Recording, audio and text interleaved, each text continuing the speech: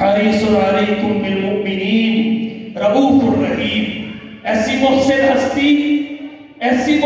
ہستی جس نے ہماری حقیقی منزل ہمارے سامنے لا کے رکھ دی، ایسی محسن ہستی لوگوں نے جفا کی، حضور نے وفا کی، لوگوں نے ستم کیا، مصطفیٰ نے کرم کیا، لوگوں نے ظلم کیا، مصطفیٰ نے عدل کیا۔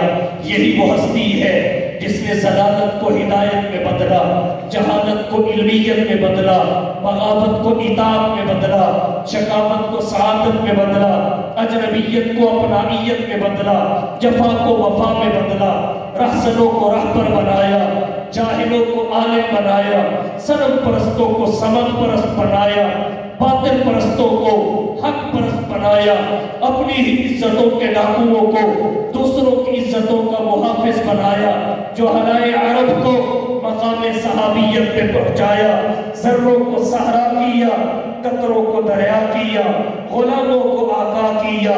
آقا درفشانی نے تیری قطروں کو دریا کر دیا، درفشانی نے تیری قطروں کو دریا کر دیا، دل کو روشن آنکھوں کو بینا کر دیا، اور خود نہ تھے جو راہ پر اوروں کے ہاتھی بن گئے۔ کیا نظر تھی جس نے مردوں کو مسیحا کر دیا۔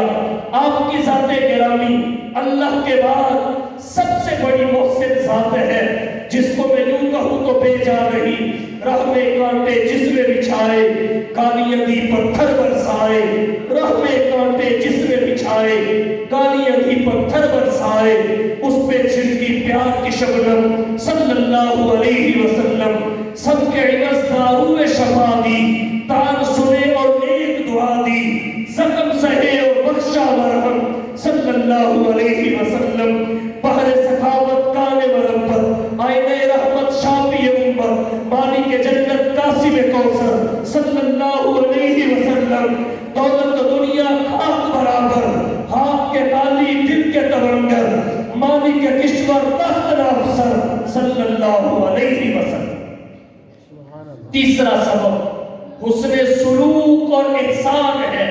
حضور سے بڑھ کر ہمارا محسن بھی کوئی نہیں۔ ہو لاکھوں سلام اس آقا پر، بت لاکھوں جس نے توڑ دیے، دنیا کو دیا پیغام سکون، طوفانوں کے رخ موڑ دیے۔ اس محسن اعظم نے کیا کیا نہ دیا انسانوں کو، دستور دیا، منشور دیا، کئی راہیں دی، کئی موڑ دیے۔ تو اس وجہ سے بھی سب سے زیادہ محبت حضور سے کی جانی چاہیے کہ محبت کے جتنے اسباب ہیں سب سے بڑھ کر مصطفیٰ میں ہے، تو سب سے بڑھ کے محبت میں مصطفیٰ سے۔ تو حدیث مبارکہ میں کامل مومن کی تکمیل ایمان کی علامت بتائی گئی۔ حضور کی ذات گرامی سے خالق محبت۔ آخری بات، کیونکہ یہ تقریر کا ٹائم بھی نہیں، تقریر والا مجمع بھی نہیں، بس یہ حکم پورا کرنے کے لیے چند باتیں آپ کے سامنے رکھ رہا ہوں۔ آخر میں اتنا کہوں گا، جیسے ایمان کی تکمیل کی نشانی حضور سے غالب محبت ہے، ایسے ہی محبت کی صداقت کی بھی ایک نشانی ہے۔ وہ کیا ہے؟ وہ حضور کی اتباع ہے، وہ آپ کی اطاعت ہے، وہ آپ کے نقش قدم پہ چلنا ہے، وہ آپ کی سنتوں کو اپنانا ہے۔ نقش قدم نبی کے ہے جنت کے راستے، نقش قدم نبی کے ہے جنت کے راستے، اللہ سے ملاتے ہیں سنت کے راستے۔ جس کی زندگی میں جتنی نبی کی اتباع ہوگی اتنی ہی محبت میں صداقت ہوگی۔ تو آئیے اتباع رسول کی شاہراہ پہ چلتے ہیں اور پھر چلنے کا مزہ دیکھتے ہیں، لطف اٹھاتے ہیں۔ جب اتباع رسول کی شاہراہ پہ کوئی شخص چل پڑتا ہے، پھر اسے کہنا نہیں پڑتا کہ میں نبی کا عاشق ہوں، پھر اللہ خود دلوں میں ڈالتے ہیں یہ نبی کا عاشق ہے۔ پھر وہ بول کے نہیں کہتا میں عاشق ہوں، کیونکہ پروانہ وہ نہیں ہوتا جو بول کے بتائے میں پروانہ ہوں۔ پروانہ بول کے نہیں بتاتا میں پروانہ ہوں، وہ شمع پہ جل کے دکھاتا ہے میں پروانہ ہوں۔ تو عاشق نبی کی سنت پہ چل کے دکھاتا ہے کہ یہ نبی کا عاشق ہے۔ پھر وہ چلتا زمین پہ ہے، قدموں کی آہٹ جنت میں سنائی دیتی ہے، اور ہم ہر برائی کر کے بھی خود کہتے ہیں ہم عاشق ہیں۔ تاثیر رسول تزعم حبه تاسر رسول وأنت تزعم حبه هذا لعمري في الفعال بديع ولو كان حبك صادقا لأطعته إن المحب لمن يحب مطیع. تو آئیے کامل مومن کی نشانی حضور سے غالب محبت کرنا، محبت کی صداقت کی نشانی حضور کی اطاعت اور اتباع کرنا.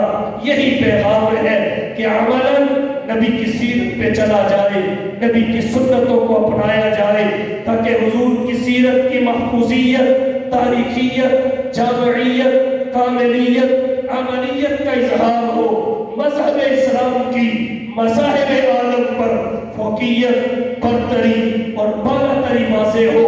اس لیے آخر میں یہی کہہ کے اجازت دے رہا ہوں کہ آؤ دوستو ایک کام کریں، آؤ دوستو ایک کام کریں، اسوہ مصطفیٰ کو عام کریں جن سے ہوتا ہے زمانے میں اجالا، ان چراغوں کا اہتمام کریں. وآخر دعوانا ان الحمد